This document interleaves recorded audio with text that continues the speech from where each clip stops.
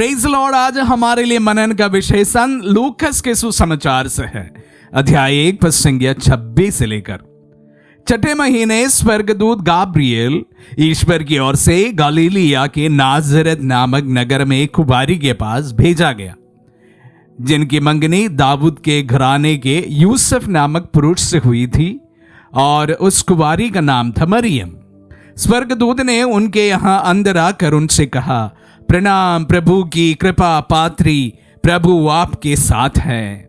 वह इन शब्दों से घबरा गई और मन में सोचती रही कि इस प्रणाम का अभिप्राय क्या है। तब स्वर्गदूत ने उनसे कहा, मरियम, डरिए नहीं, आपको ईश्वर की कृपा प्राप्त है। देखिए, आप गर्भवती होंगी, पुत्र प्रसव करेगी और उनका नाम ईसा रखेगी। वह महान होंगे और सर्वोच्च प्रभु के पुत्र कहलाएंगे। प्रभु ईश्वर उन्हें उनके पिता दाऊद के सिंहासन प्रदान करेगा। वे याकूब के घराने पर सदा सर्वदा राज्य करेंगे और उनका राज्य का अंत नहीं होगा। पर मरियम ने स्वर्गदूत से कहा, यह कैसे हो सकता है? मेरा तो पुरुष से संसर्ग नहीं है। स्वर्गदूत ने उत्तर दिया, पवित्र आत्मा आप पर उतरेगा और सर्वोच्च प्रभु की शक्ति की छाया आप पर पड़ेगी। इसलिए जो आपसे उत्पन्न होंगे वे पवित्र होंगे और ईश्वर के पुत्र कहलाएंगे। देखिए, बुढ़ापे में आपकी कुटुंबिनी एलिजाबेथ के भी पुत्र होने वाला है। अब उसका जो बांझ कहलाती थी 6वां महीना हो रहा है, क्योंकि ईश्वर के लिए कुछ भी असंभव नहीं है। मरियम ने कहा, देखिए, मैं प्रभु की दासी हूं, आपका कथन मुझ में पूरा हो जाए। और स्वर्गदूत उनके पास से चला गया। क्रिसमस में प्यारे भाई और बहनों, हम क्रिसमस के बेहद करीब है। चंद दिनों में हम क्रिसमस 2025 के मनाने वाले हैं। हम प्रभु को सर्वप्रथम धन्यवाद देते हैं कि हम उन चुने हुए और अनुग्रहित लोगों में शामिल हैं जो इस साल का क्रिसमस भी मनाने वाले हैं। क्योंकि मैं इसलिए कह रहा हूं कि कुछ लोग जो 2024 में हमारे संग क्रिसमस मनाए थे, उनमें कुछ लोग हमारे साथ नहीं हैं। तो इसलिए हम खुशकिस्मत लोगों में से है जो इस साल भी क्रिसमस मनाने वाले हैं। हालांकि कुछ दिन शेष जरूर हैं। लेकिन प्यारे भाई और बहनों, आज के मनन के लिए, आज के सुसमाचार से मैं 2 बातों को आपके सामने रखना चाहूंगा। प्यारे भाई और बहनों, हम प्रभु के आगमन का संदेश सुन रहे हैं जो गाब्रिएल द्वारा मरियम को बतलाई गई, और वचनों में कहा गया है, उस राजा का राज्य का अंत नहीं होगा। एक राजा का राज्य का अंत नहीं होने वाला, एक राजा का जन्म होने वाला है। लेकिन हकीकत बात यह है कि उन्हें जन्म देने के लिए एक गौशाला ही उन्हें प्राप्त हुआ था।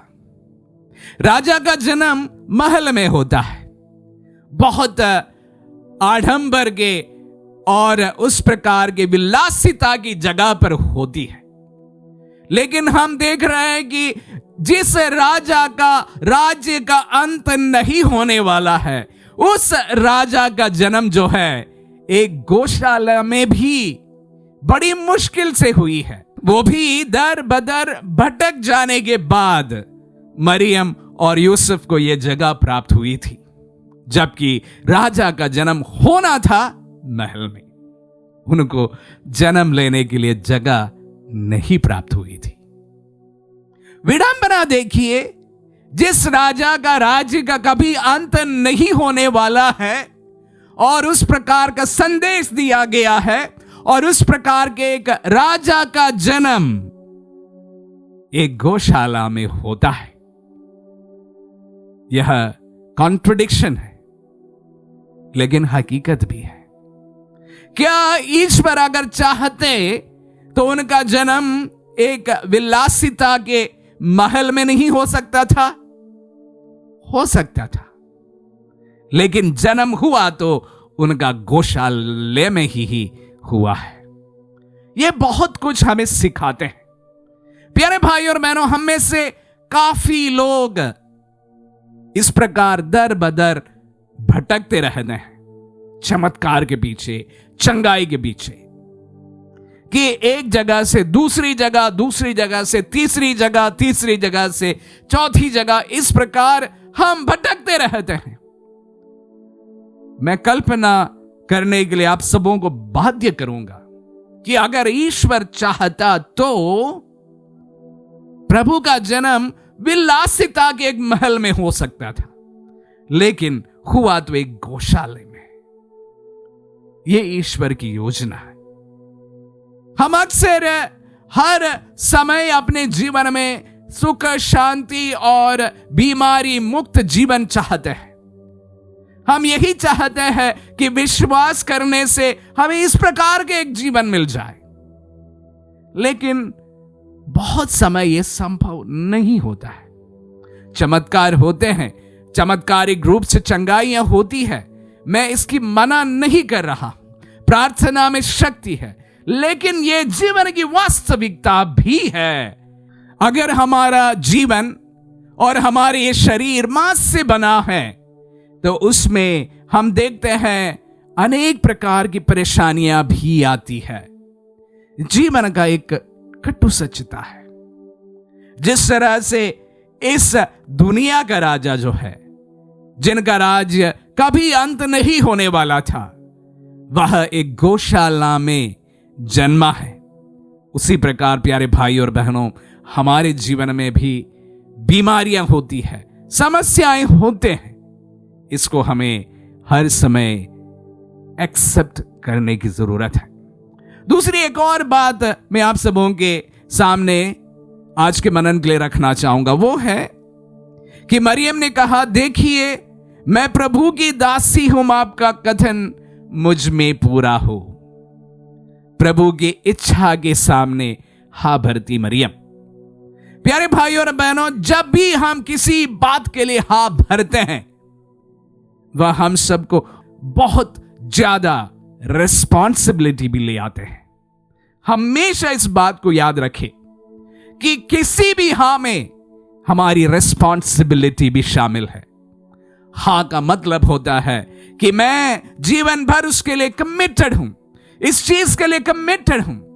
जब पति पत्नी एक दूसरे के सामने हा में हा भरते हैं, इसका मतलब होता है कि सुख में दुख में, जीवन में हर समय एक दूसरे के लिए कमिटेड है, हा है। और ये बड़ी रिस्पॉन्सिबिलिटीज लेके आते हैं। हाँ, हर समय ऐसा नहीं है कि हमारे जीवन में खुशियां ही लाते हैं। हाँ में हमारी रिस्पॉन्सिबिलिटी, जिम्मेदारी और उससे ज्यादा सुख दुख सब कुछ शामिल है। जब भी आप आपके जीवन में हाँ भरते हैं, किसी के सामने भी, किसी भी परिप्रेक्ष्य में, आप खुद ही सोच के देखिएगा, ये आप सबको बड़ी रिस्पॉन्सिबिलिटी, बड़ी जवाबदारी और उससे ज्यादा ये जिम्मेदारी जो आपको लाने वाले कष्ट, पीड़ाएं, सब कुछ के लिए आप हाँ भरते हैं। मां मरियम ने भरी थी और सारी पीड़ाओं को खुद में ले ली थी। इसी प्रकार भी प्यारे भाई और बहनों, हम हमारे जीवन में जहां कहीं पर भी हम हाँ भरते हैं, किसी के सामने भी, किसी की रेस्पॉन्सिबिलिटी के सामने भी, किसी भी चीज को हम करने के लिए हाँ भरते हैं, ये बड़ी रिस्पॉन्सिबिलिटी हमें लेके आते हैं और उसके लिए हमें सदैव तैयार रहना चाहिए। जब इन वचनों को हम पढ़ते समय ये मुख्य दो बातें मैं आप सबों के साथ ही साझा करना चाहूंगा। सर्वप्रथम बात है कि इस दुनिया का राजा जो है गौशाला में जन्मा है। इसी प्रकार हमारे जीवन के उन फलों को भी हमें गले लगाना है जो इतना स्वादिष्ट नहीं है, इतना मधुर नहीं है, शायद कटुता से भरे हो। और उसी प्रकार हा का मतलब होता है जवाबदारी। ये जवाबदारी हमें बहुत बोझ भी दे सकता है। इसके लिए भी हम सदैव तैयार रहें।